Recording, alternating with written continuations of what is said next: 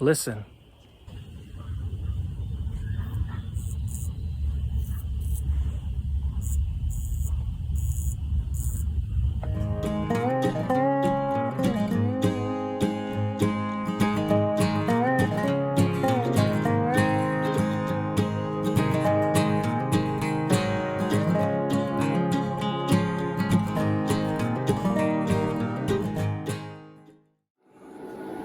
Well, good afternoon, everybody. So I had recorded that clip when I had gone outside to adjust my solar panels on the ground and get them basically out of winter mode.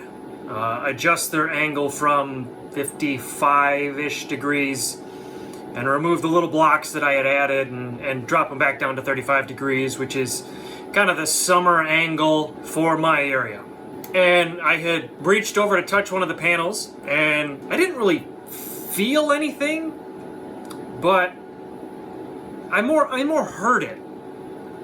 And it's exactly what you heard in that clip. Just a little bit of almost static electricity like. So what's actually happening is the inverters are actually, from my understanding, they're back feeding AC power on the PV lines to the panels themselves, for those panels that are not grounded. Now, the panels outside that I have are built on wooden frames, and I have not grounded them. I have not earth grounded them yet. There's a whole lot of confusion out there about, grounding the negative on the panel. I'm not talking about any of that stuff. I'm talking about earth grounding the frame of the panel. So before anybody tries to, tell me that you're not supposed to ground your panels, that the manual's talking about grounding the negative. It's not talking about earth grounding, okay? Earth grounding. Just gotta get that out there, because I know somebody's gonna say something. But my panels are all sitting on wooden frames, and they don't have any earth grounding. And without that earth grounding, it can't dissipate that voltage that's getting sent back across the lines. And so what I need to do tonight is go through and add grounding lugs to all those panels, and then go through and run a ground line to all the panels, connect them to my ground rod outside to help dissipate that voltage. All right, so let's grab our tools, head outside, and see if we can get this stuff taken care of real quick.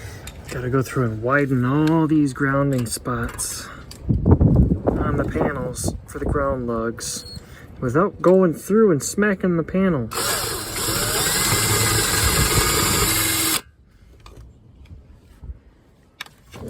Don't want to push through all the way.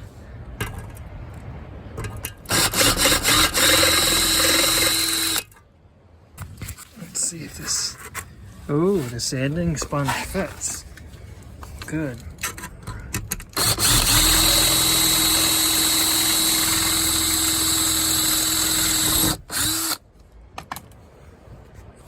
Went into the sanding sponge. Did not come out the back. Sweet. There. Now I just have to get it all tightened up. Probably turn it that way so that the wire can't come sliding out. But now I just have to do this, what? 6, 9, I don't know, 20 times, 19 times more. A lot more. Okay, so I just got the ground lugs mounted to all the panels on the ground here, and I loosely ran the ground wire behind all the panels, and I wanted to show you the difference between a grounded panel and an ungrounded panel. Let's see if we can pick this up on camera here. All right, so let me back up for a second. So we've got 1, 2, 3. These are in one string, connected to inverter 1, and I turn the breaker back on downstairs. These two are currently grounded. This one is not. So we'll come in close and we'll see, hopefully we can pick this up. So I'm just gonna touch it.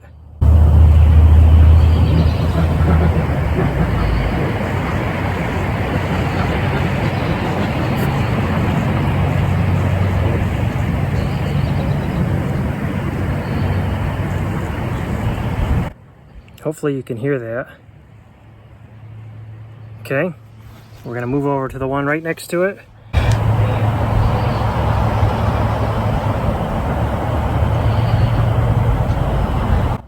Nothing. I know it's a very scientific test.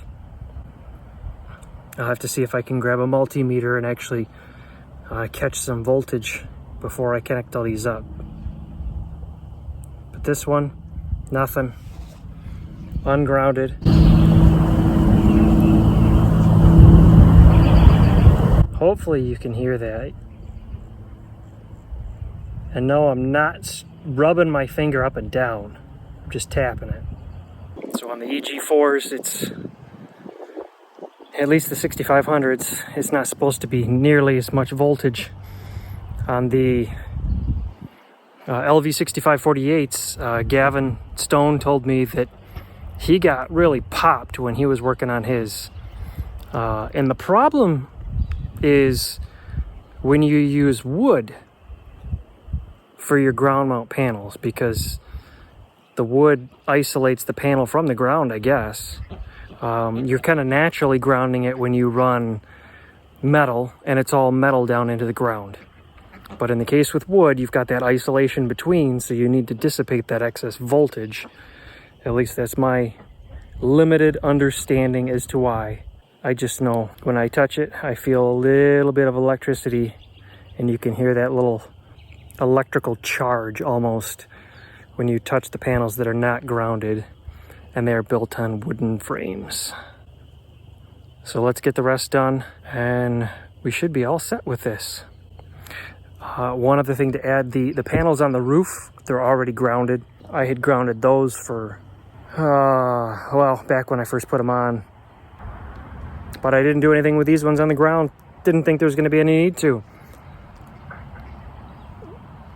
Till I started getting a little zap when I touched them.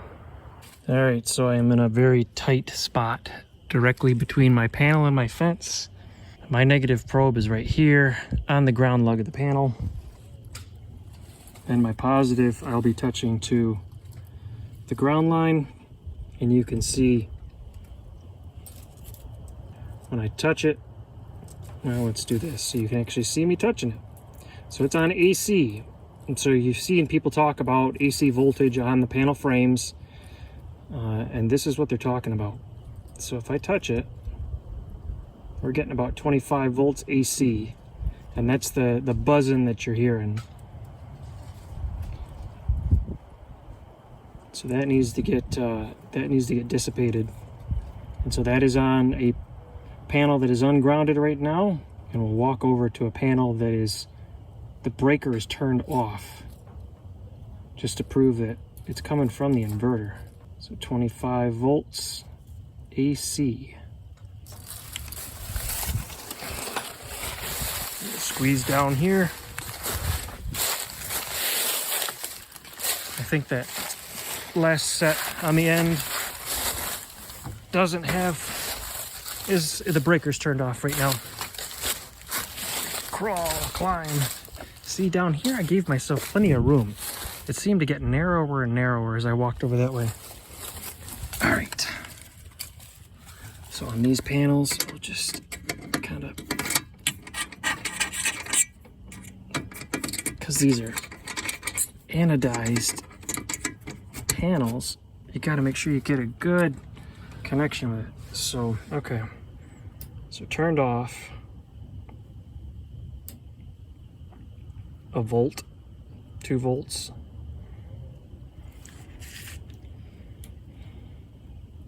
Yeah, 3 volts with the breaker turned off, but then 25 when the breakers are turned on and the panels are producing power. And like I said before, the LV6548s I have reportedly had a lot more voltage on them, so be thankful you have a EG4 6500. A little bit safer.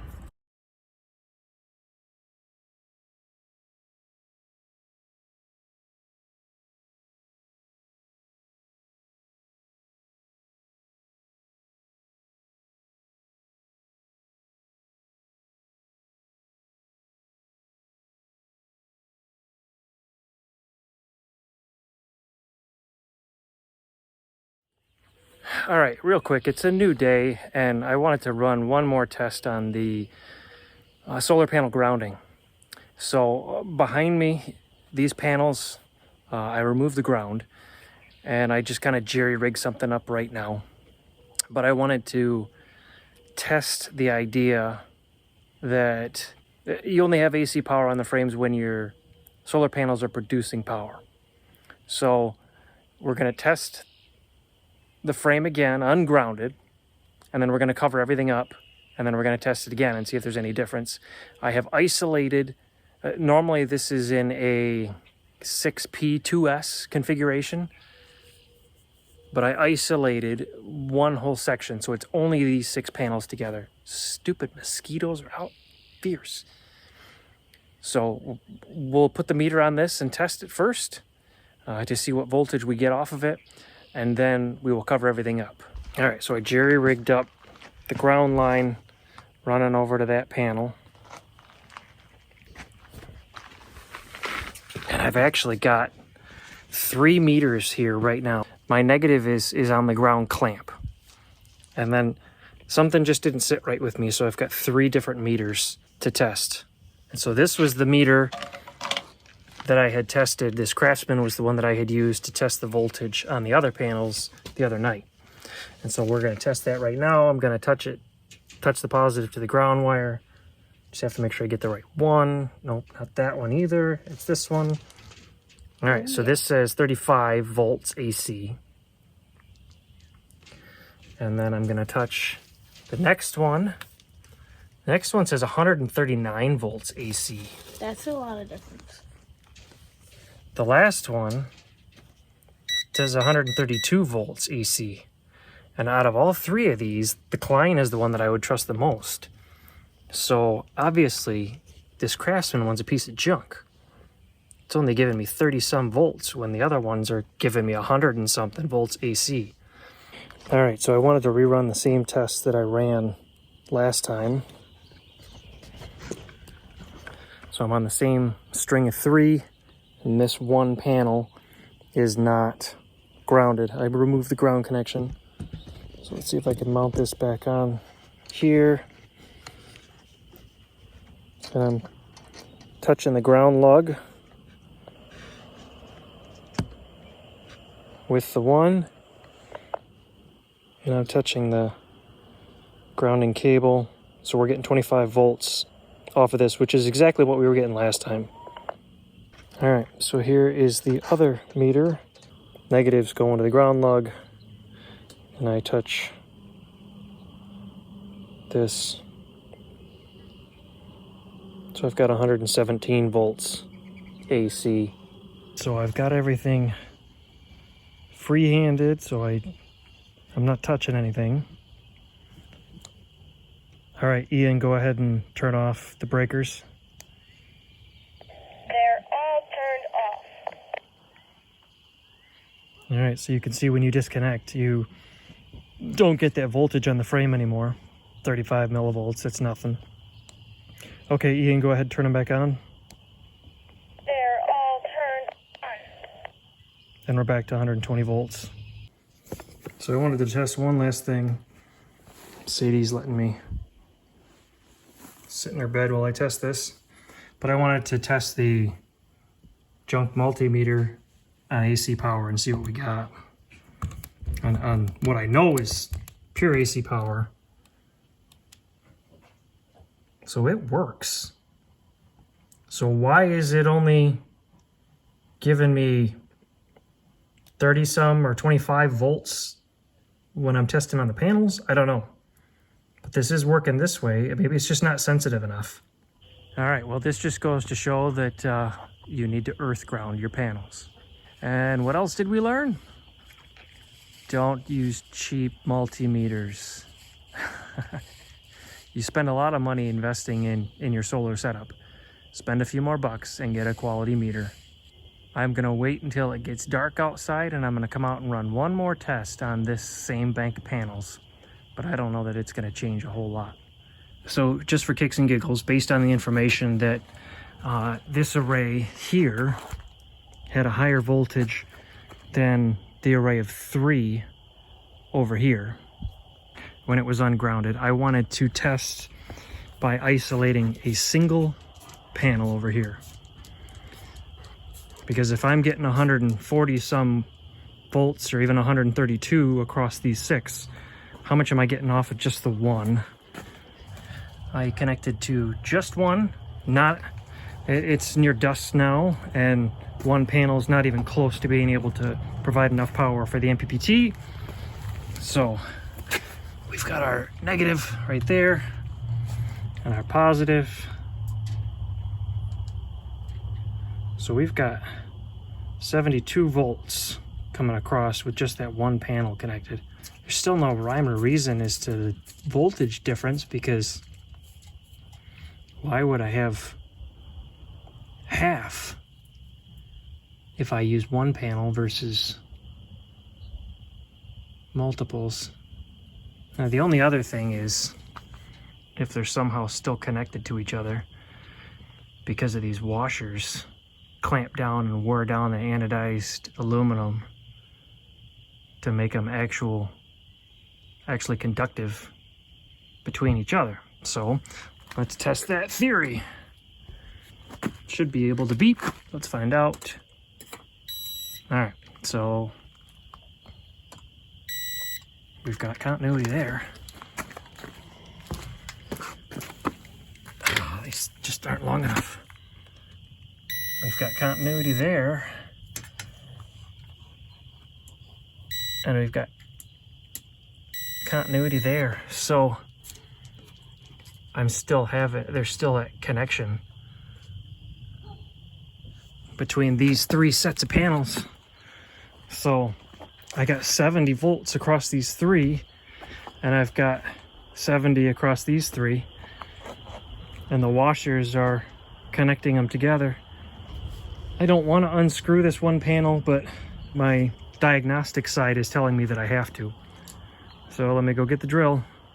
All right, I removed the screws and the washers from this middle stretch. So let's see if we still have continuity over here. No. And so if you can see, where are we looking here? Right in here is where it was worn down by the screw and the washer. So this panel is effectively isolated completely from the other ones. Back to AC, single 100 watt panel.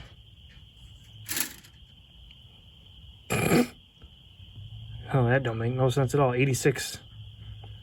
And here I thought that the voltage was being shared and compounded. Boy, that just goes to show what I know, doesn't it? 86 volts on the one panel. 846. You can see I've got 0 P. Sorry about the glare. I've got to have the light turned on so that I can pick stuff up. But 0 PV coming in, and I waited specifically to make sure so that no one could say, well, you've got power coming in. So no power coming in at all. And regardless, this is still set up as a single 100 watt panel. I think the open circuit voltage is like 20 volts. So it's not even enough to turn on the MPPT. But I wanted to wait. So again, it's dark. Dark outside.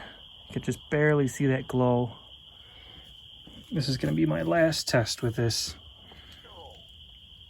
So we've got our negative on the ground. We've got our positive. Oh, it's not DC, it's AC. So now I've got hands-free, 86 volts, still connected. All right, Ian, go ahead and turn off the breakers.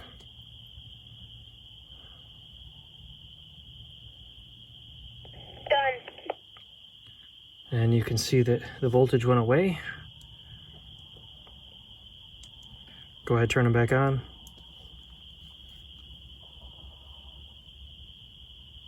And there we go. Done. 86 volts. So obviously the voltage does fluctuate up and down. Multiple panels and strings seems to increase the voltage some. But even a single panel, when the MPPT is turned off, is still having voltage on the frame. So you need to earth ground. I said this so many times, and I'm probably gonna have to trim a bunch of it out, but you have to earth ground these panels. I told I'm supposed to do a licked finger test. Yeah. Doesn't do it when I lick my finger. Man, I was thinking I was gonna get popped.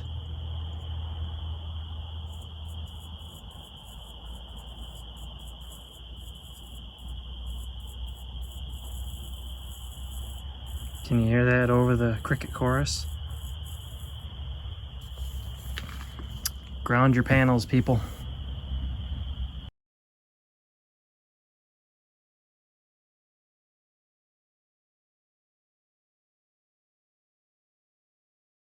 I know it's late and you're probably not going to be able to see them, but you can see the ground wires between these row of panels, just on the grounding lug, nice and snug, and it's going all the way down. And then between the arrays, it's probably hard to see, but there's little loops hanging down, and that's so that I can slide each individual array out and have a little bit of play without having to disconnect the ground wire. And you still need to come back through here and clean all these wires up. Some decent cable management, but for the time being, the grounding is done. All right, we got the breakers all turned back on. Hey, puppy, come say hi. Yeah? Yeah, good girl. Breakers are all turned back on, and everything is good now. No more shocks, even small ones. So hopefully this helps. You all stay safe, and we'll catch up with you later. Say bye. Huh?